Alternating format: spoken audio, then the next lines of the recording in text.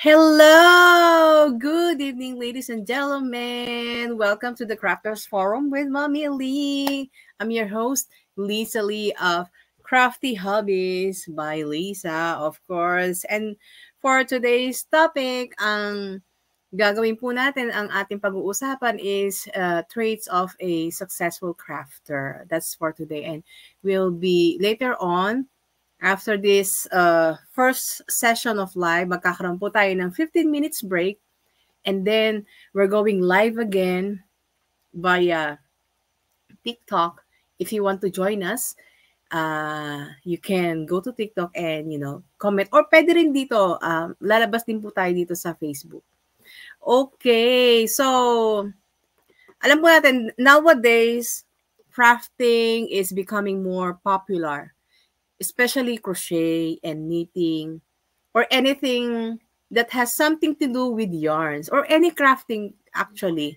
Kasi it started to become popular nung pandemic, I think. Kasi ako, I've been crocheting and knitting as a hobby lang. Like many years ago, like for more than 10 years. Pero pagdating ng pandemic, unti-unting nauso yung crochet and knitting, yung tufting. If I know some people are familiar with that, yung tufting rugs, yung ganon. So anyway, for our today's topic, we're going to tackle about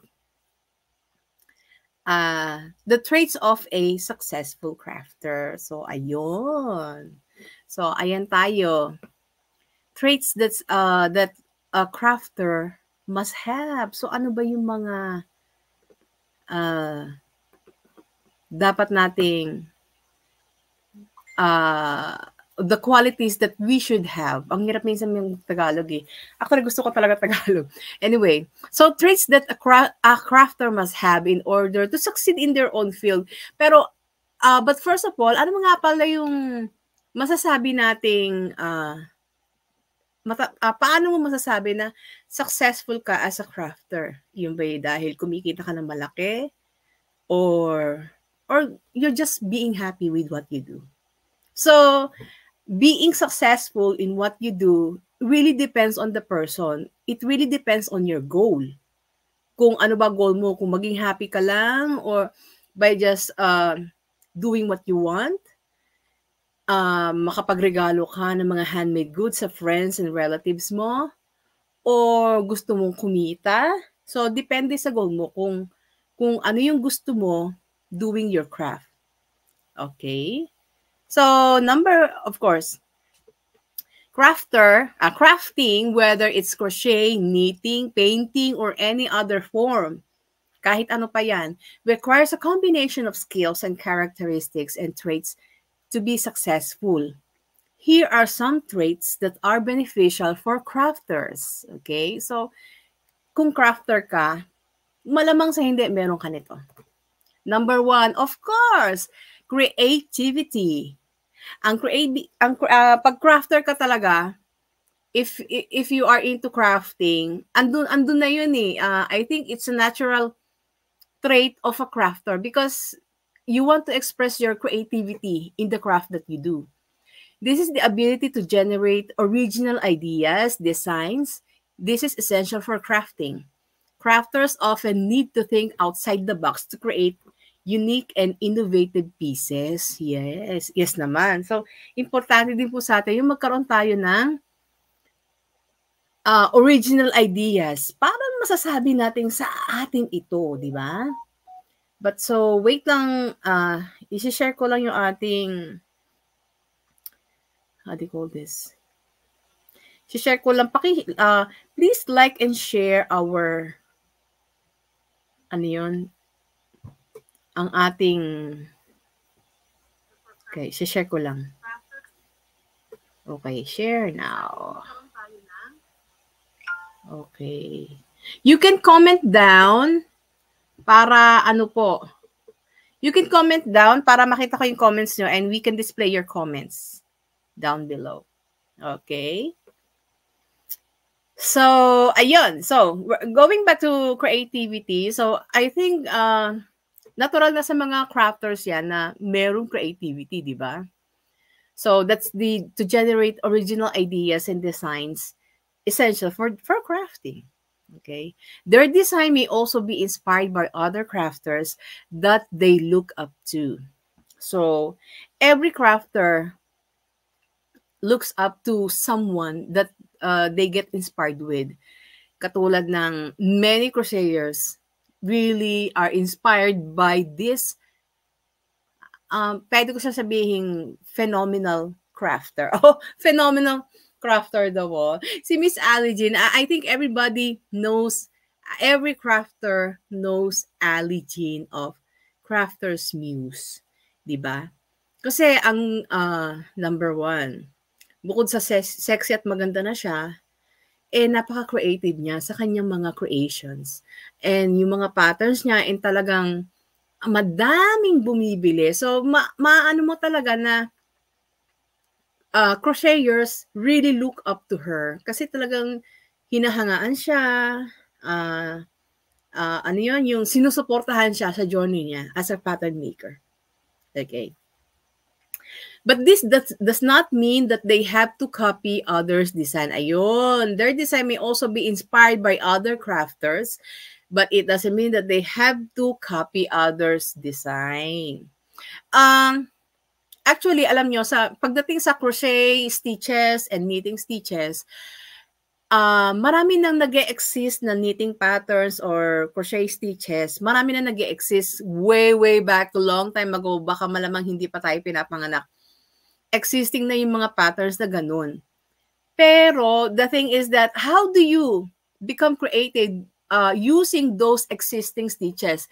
Yun po ay pagsasamahin, you have being creative is knowing how to combine the stitches in your designs. So ayun, para hindi mo masabing kinopya mo lang yung design na yun.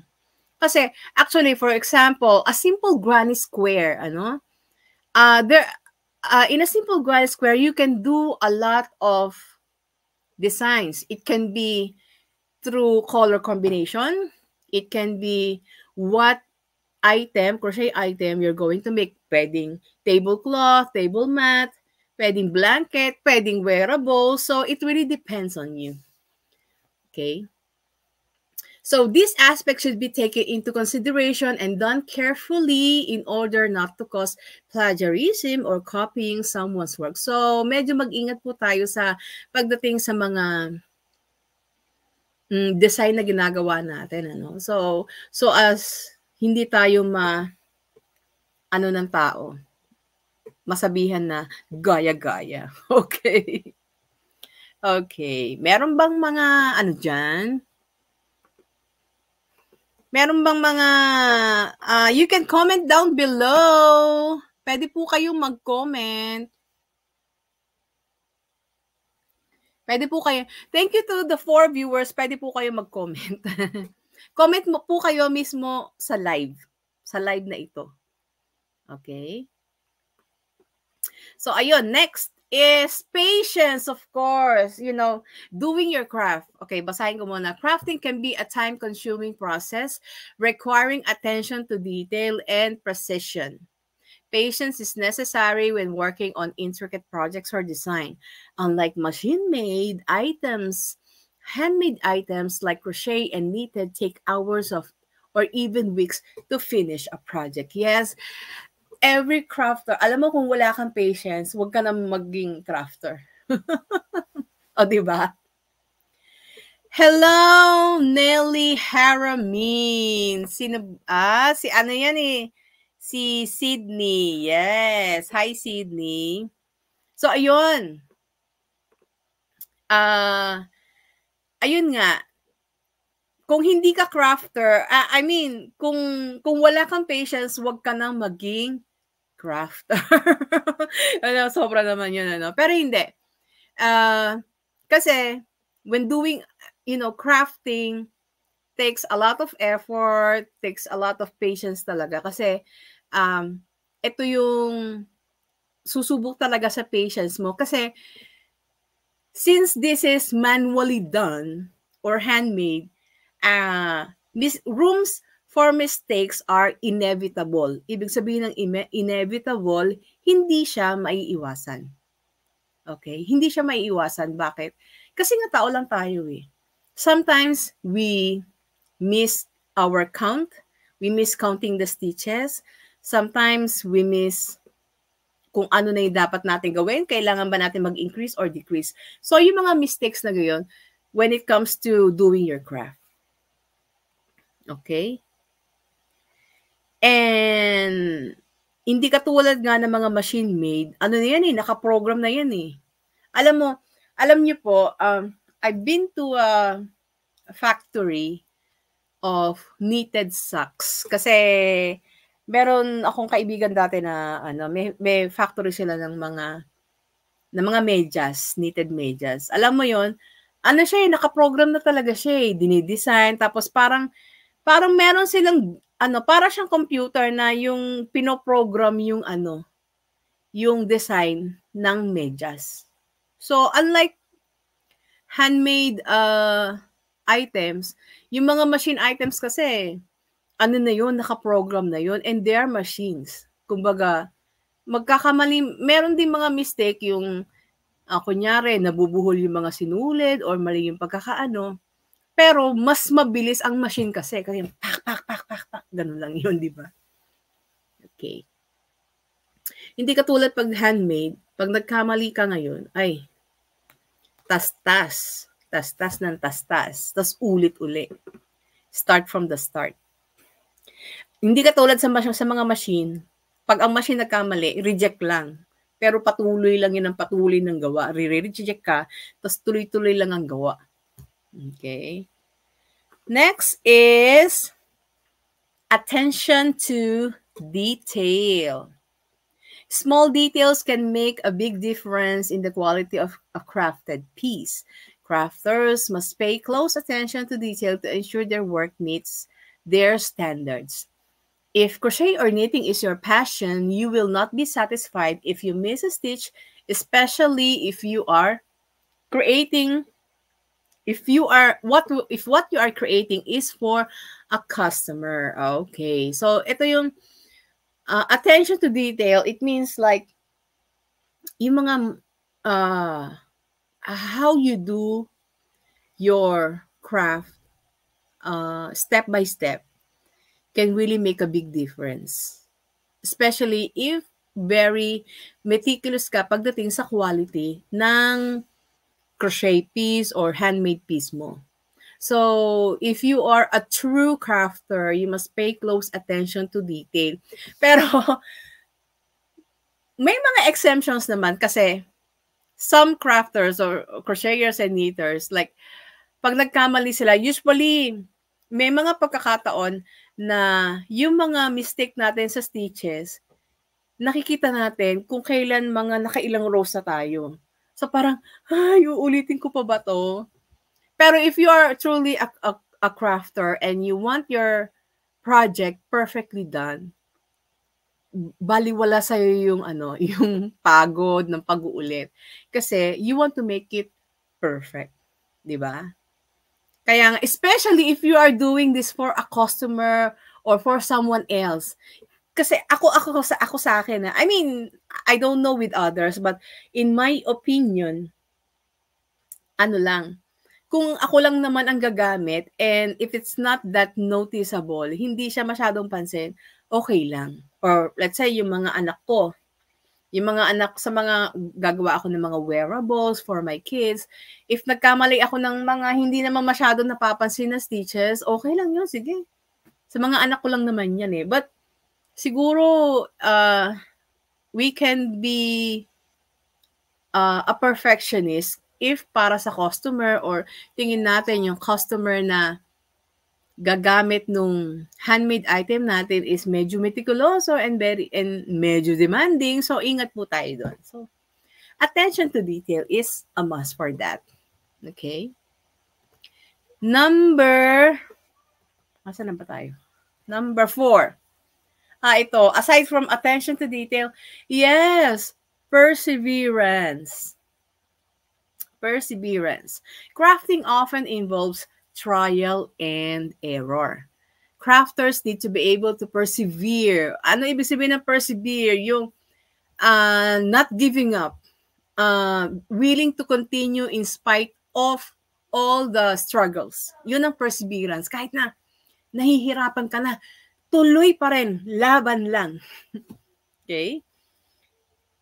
Crafters need to be able to persevere through challenges and setbacks to achieve their desired results. Committed crafters do not easily give up on their work. Mistakes are taken as challenges for them to learn and master their craft. Ayun nga. So, kahit na nagkakamali ka, kahit na kailangan mo ulitin, true crafters never give up. Kasi you want to master your craft. Doon nga sa trial and errors, doon tayo natututo at nagkakaroon ng attitude. We grow emotionally and mentally. Kasi doon na-develop yung attitude natin to persevere and to have patience. Doon mo matetest yung kung hanggang saan yung kaya mo. Diba? Hello sa ating 3 viewers. Number 5, manual dexterity. So, dexterity is the ability to, do something with your hands. Kaya nga pag sinabi mong ambidextrous ka, you can use both your hands, ambidextrous. Okay, anyway, trivia lang yun. So, manual dexterity. Many craft requires precise hand movements and coordination. Good hand-eye coordination and manual dexterity are important for working with tools and materials. Crocheters and knitters have good control of their hands since it involves good tension when maneuvering the yarn and hook they are using for a certain project. I think when it comes to manual dexterity, in many of the crafts that involves hand movements, kailangan talaga yan. Andyan yung hand control. Hand control. And especially if you're working with tools. So katulad ng sa crochet and knitting, yung paghawak mo ng yarn, paghawak mo ng hook or knitting needles, that is what you call dexterity because you're working with your hands. So kailangan mo doon, if you're a crafter, you must have these qualities to be able to control your hand movements. Kasi nga, but this ability to control your hands can be learned in time. Kasi every crochet beginner or knitter or every crafter that is a beginner, hindi naman kagad yan gumawa ng magaling sabi nga nila, every master was once a beginner. Ibig sabihin, lahat tayo nag-start sa umpisa. And when we start, kumbaga, doon pa lang tayo nga natututo. Kasi I think most crochet beginners now tend to give up when they are not able to do the things that they want to learn.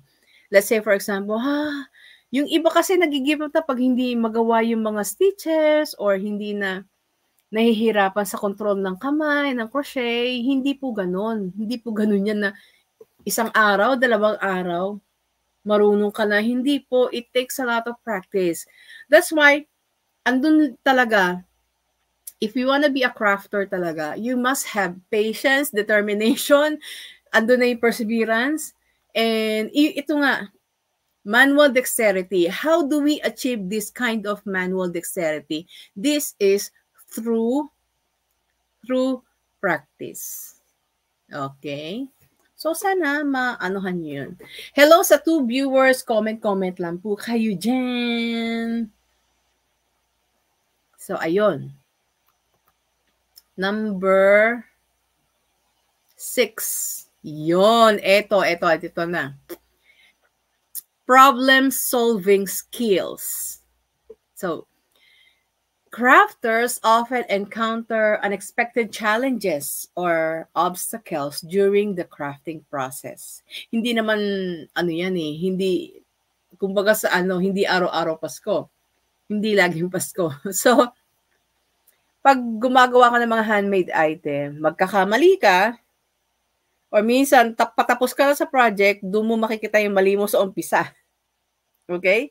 The ability to think critically and problem solve creatively is valuable for overcoming these challenges. So, in order for us to have this kind of skills, problem solving skills, ayun nga, we must understand crochet stitches or knitting. If knitter ka, knitting stitches. Kasi if you understand how it is done, you can, when you make a mistake, you can always address the problems that can arise. Ayun po. Ayan. So, problem-solving skills, if you want to have this kind of skills, you must learn the stitches and how they are done. Para pag nagka-problema sa stitches, nagkamali ka, pwede mong siyang balikan at pwede mong ma-solve. Just like, I don't know, hindi ko lang na-videohan yung meron akong placemat na granny square. Yung isang dulo, basta napigtal siya na So, pero I was able to fix it. Kasi nga, alam ko kung paano siya ginawa and alam ko kung paano yung pagkakaano-ano ng mga sinulid. So, knowing how the threads are connected can give you this kind of skill, problem-solving skills. Yung fixing and mending crochet items or knitted items. Kahit sa knitting, maano mo na alam mo, pag nakapag-solve ka ng isang problem sa mga item mo, let's say, for example, naputol or yung isang naputol ng gunting, hindi mo nasadya, naputol, paano mo i-fix yun? Or natastas, paano mo i-fix yun? Alam mo, pag na-fix mo yun, sasabihin mo sa sarili mo, ay, ang galing ko. Na-fix ko yung yung natastas na crochet item or knitted item. O, diba? It will also give you confidence pag na-achieve mo yun. Okay. Next. Ayun. Passion. Yes.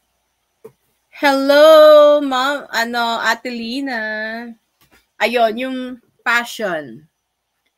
Traits of that a crafter must have. So if you are truly a crafter, you must have passion in whatever you do. A genuine love for the craft can be one of the most important traits for a crafter. Passion drives motivation, creativity, and a willingness to put in the time and effort required to master the craft. With the right reasons, crafters with passion often succeed than those who only do their craft because it's in demand. Yes. Ako nagsulat nito. Ayun nga. Alam mo yung ibang crafters, mas sila, sometimes, how can I say, yung mga beginner, yung mga, kasi nga trending ang crochet ngayon, di ba? Marami sa atin na gustong matuto mag-crochet, it's because they want to sell. But they're not considering that they have to learn first their craft and love it. Kasi, pag wala kang passion sa ginagawa mo, hindi gaganda yung hindi gaganda yung gawa mo. Kasi nga, hindi mo siya ginawa dahil gusto mo. Ginawa mo lang siya dahil in demand siya. So, if you are truly a crafter, you must do your craft with passion, with love for the craft. Kaya nga. Kasi, in the end, kunyari, pag hindi mo i-love yung gusto mo, susukuan mo yan eh. Pag hindi mo love, hindi mo pagtsatsagaan. Pag wala kang passion, hindi mo siya gugustuhin matapos. Pag hindi mo magi-give up ka na. Umpisa ka pa lang, isang mali mo pa lang, gi-give up ka na. Tapos, hindi mo na gugustuhin bumalik dun sa crafting na yan. So, passion and love for the craft is one of the traits that the crafters have. Kasi mas nagsasucceed yung mga ganun eh. Kesa yung mga sumusunod lang sa uso. Yun. So, you must have passion. Be a passionate crafter. Okay. Meron ba akong audio? Wait lang. Ayun. May audio naman tayo. Chinek ko lang. Okay. Number 8, curiosity. Crafters often enjoy exploring new techniques, materials, and styles. Curiosity drives continuous learning and experimentation, leading to personal growth and development as a crafter. Yes. So, alam mo yon, actually, alam niyo po, ang isang area of crafting, let's say, crochet. Ang crochet, there are so many things that you can do with crochet. Hindi lang yung mga basic stitches, may granny square, merong tinatawag na sa dami, alam niyo yung mga stitches, pag pinag-combine mo, ang dami mong pwedeng gawin. Hindi mauubo. I think if you really want to try all the crochet stitches that are already existing sa web, sa Pinterest, sa lahat, hindi ka mauubusan. Meron at meron kang maano talaga. Kaya maraming techniques to learn. Kaya nga actually yung art po natin, yung craft po natin, crochet and knitting, it's an endless possibilities, endless learning of crochet stitches. Super. So kung ano lang yung gusto mo. Katulad nung iba, 'di ba? Yung iba focus sila sa amigurumis, sa mga dolls. Yung iba nagpo-focus sa wearables. Yung iba naman nagfo-focus sa mga household items like table mat, placemat, yung mga ganon. O, di ba?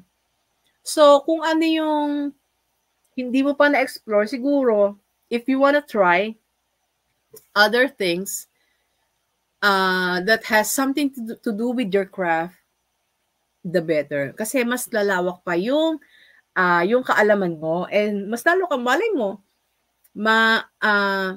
anong tawag doon? Mas mapalawak mo yung kaalaman mo pagdating sa craft mo. Okay. O, diba? Number 9 na tayo.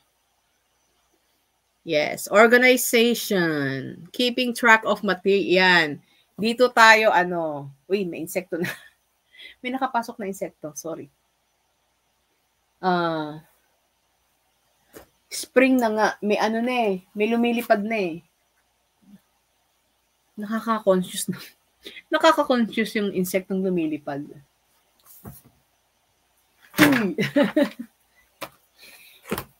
Ayun, organization. Ayan, tingnan nyo naman yung yung picture natin. Yung picture kong yan is sa Dongdaemun. Nung naggala kami, tapos sabi ko kay Daddy, punta tayo doon sa bilihan ng yarns. Ayan. Pero hindi ako bumili dyan. Actually, mahal sa physical store, mas mura sa online. Kaya sa online ako bumibili. For lang yan, for shopping, hindi naman shopping experience, but window shopping, ganun. Ayun. Eto, maraming crafter makaka-relate dito sa pag-organize ng ating materials, tools, and project deadlines. Requires good organizational skills.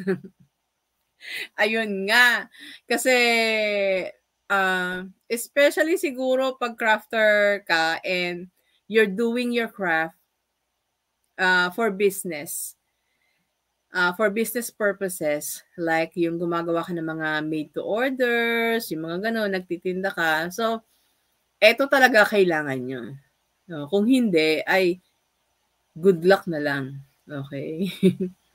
Crafters must be able to manage their time effectively and keep their workspace tidy to maximize productivity. Bakit importante po sa atin na ang workspace ay tidy? Kasi para organized tayo.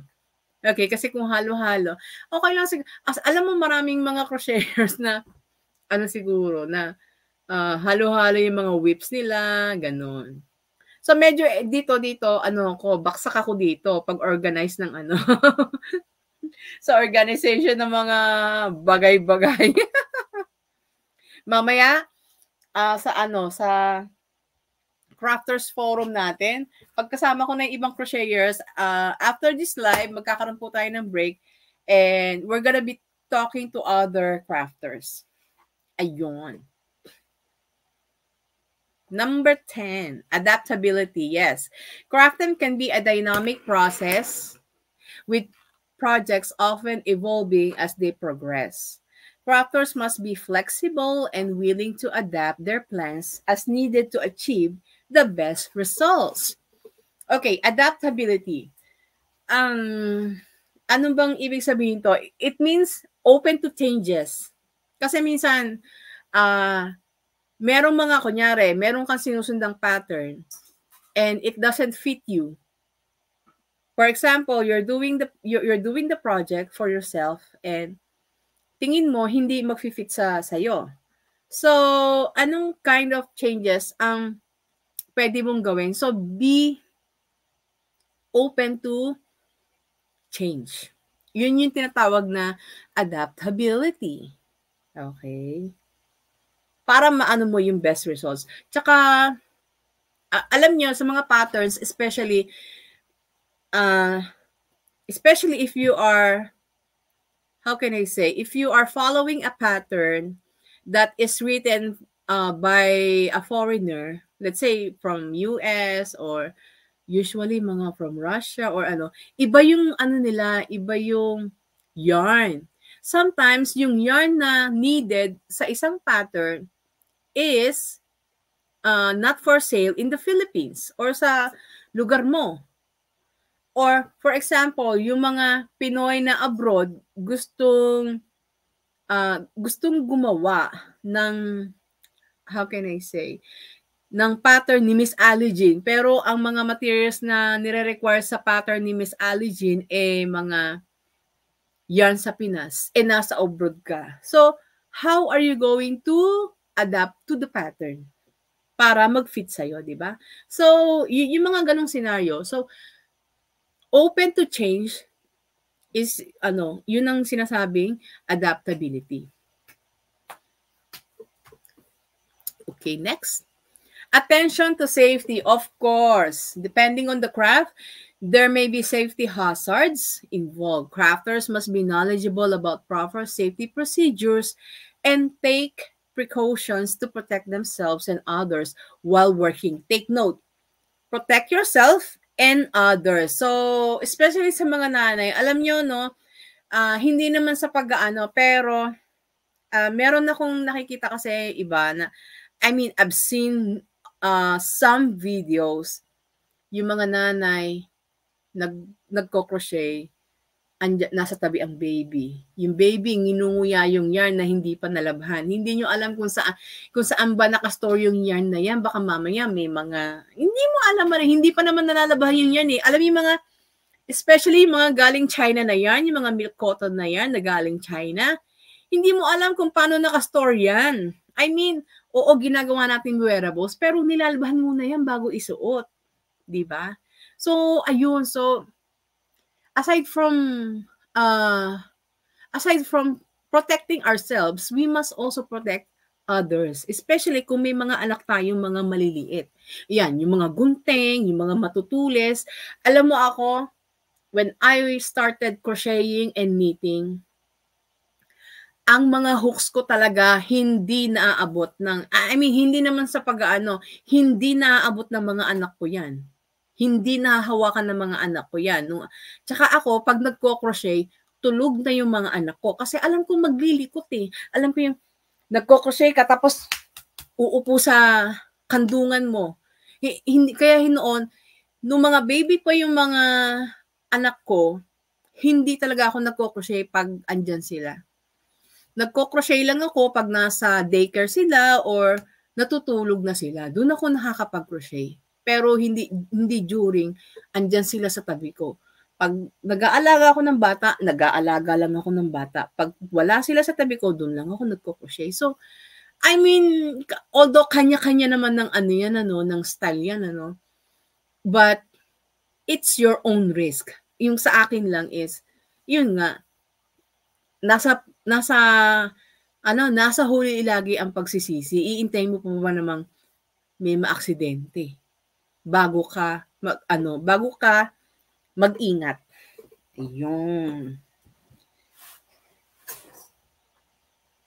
Ayun, nahuli ko na yung insekto. Sorry about that. Okay. Ayan. Ito nga sinabi ko.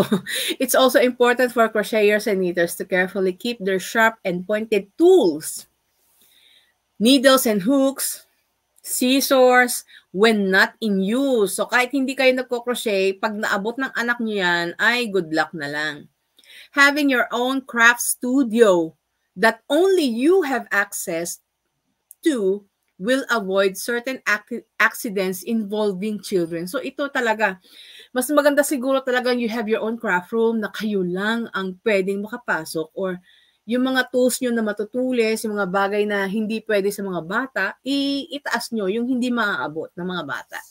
Okay?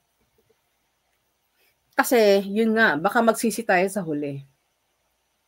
Mag-comment nga yung isang nanonood dyan. Please comment. And say hi. Malapit na tayong matapos. Yan, persistence. Yan. Crafting can be challenging. Nako, sinasabi ko sa inyo. Uy, tumatawag ng asawa ko. Sorry. Wait lang We're gonna take a break. Biglang tumawag yung asawa ko. Sorry. Wait lang. We're gonna take, wait lang. Mag-mute ako. Wait lang.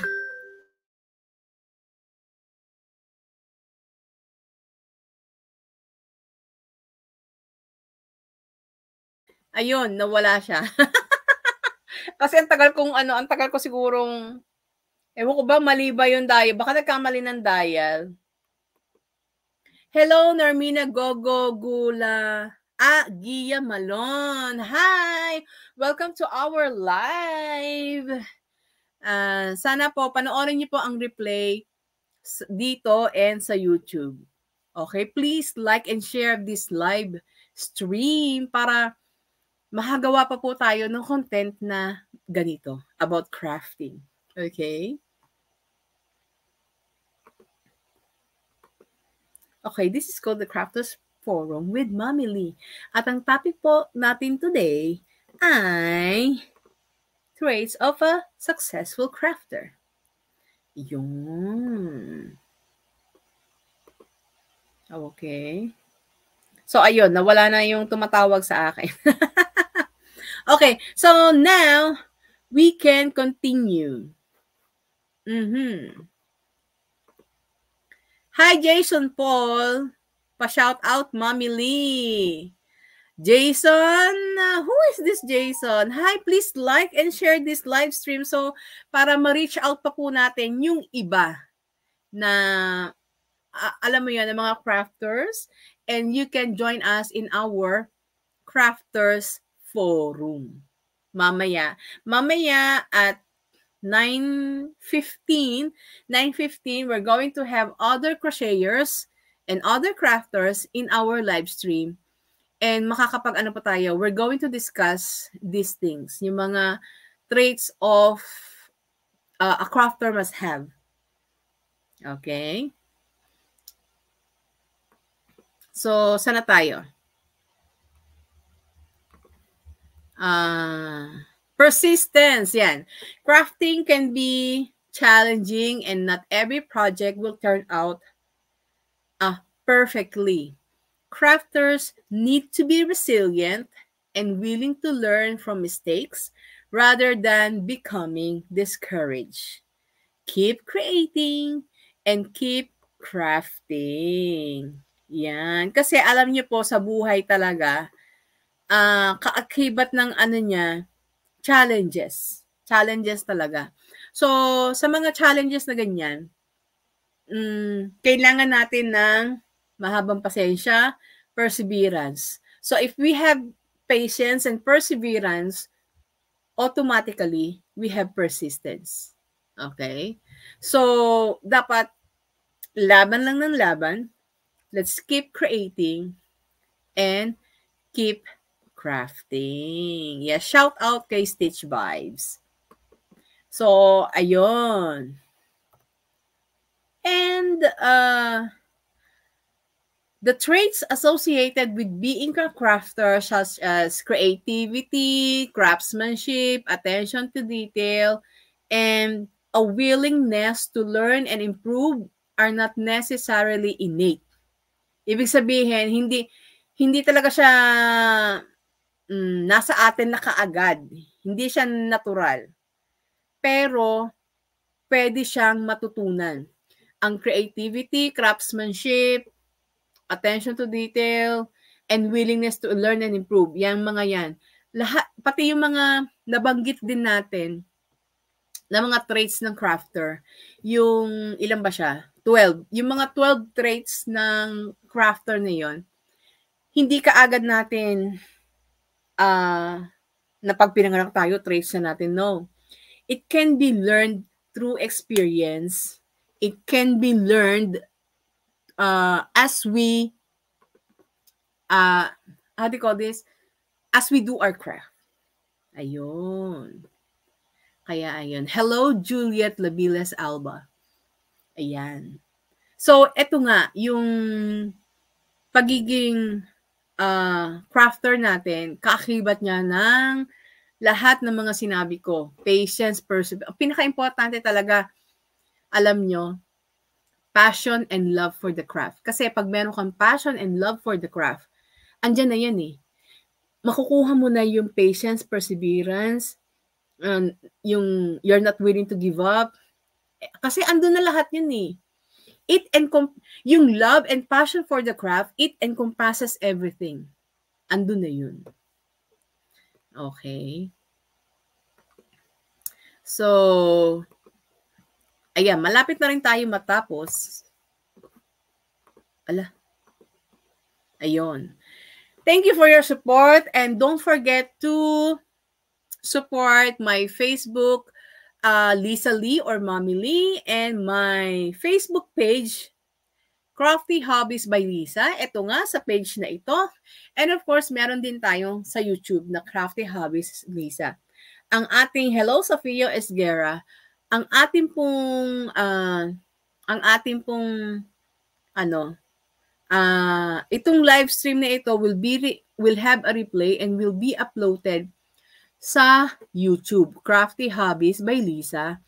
And yung mga clips, i-upload natin dito sa page. Okay? Pero yung full episode na ito, i-re-upload ko sa YouTube. If you are, alam niyo masarap makinig sa ganito kapag nagko-crochet ka or you're just doing your craft instead of kung sawa ka na mag-Netflix, sawa ka na manood ng movies, ng K-drama, crafting podcast naman, ang video podcast ko naman ang pakinggan mo. Okay? So, please like and share this para makagawa po tayo ng mga ganitong content, o di ba? Para maipagpatuloy po natin ang mga ganitong content. So, ayan! Thank you sa lahat ng mga nanood, kay Nay Haramin, Normina, Jason Paul, and Juliet. Hello, Silent. Patapos na tayo. But we're gonna be back. We're gonna take a break. And at 9:15, we're gonna go to...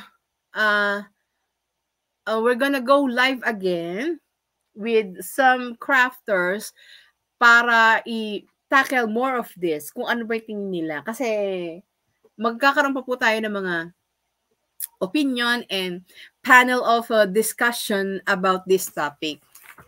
Okay? Para mas marami pa tayong matutunan kung ano ba dapat talaga ang mga traits ng crafter. Okay? So, thank you and see you after 15 minutes. We're gonna take a break. Coffee break. Gabi na coffee break pa. Okay. Bye-bye. See you in 15 minutes.